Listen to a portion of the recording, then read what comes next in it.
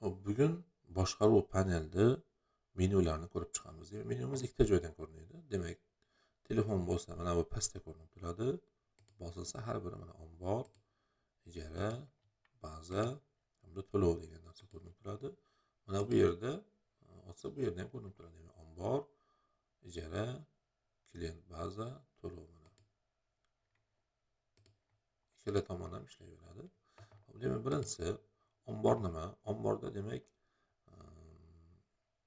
buyumimiz, umumiy soni, qoldiq hamda ijara narxi ko'rinib turadi. Agar mana bu sonlar ma'lum miqdordan kamaysa, kam qolsa sarg'ayadi. Umuman tugasa, 0 bo'lsa qizarib qoladi. Ijara qismida demak bu yerda yangi mijoz qo'shish mumkin bu yerda, ya'ni yangi kelgan odamni shu yerdan qo'shiladi, klientni yangi mijozda.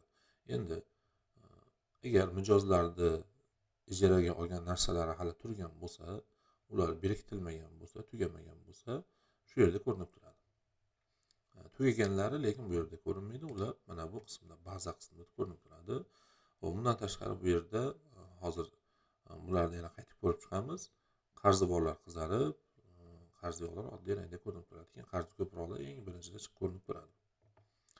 Oxirgisi to'lov qismi, demak, tasdiqlanmagan to'lovlar, demak, xodim ishlatsangiz va bu xodimingiz mijozlardan olgan pullari kimdan qancha olganligi shu yerda ko'rinib turadi. Hamda buni o'zingiz demak ishxonani egasi yoki o'sha admin tasdiqlab bitta ko'rib olgandan keyingina yo'qoladi. Demak, xodim qancha pul topshirish kerakligini shu yerda ko'rib turadi.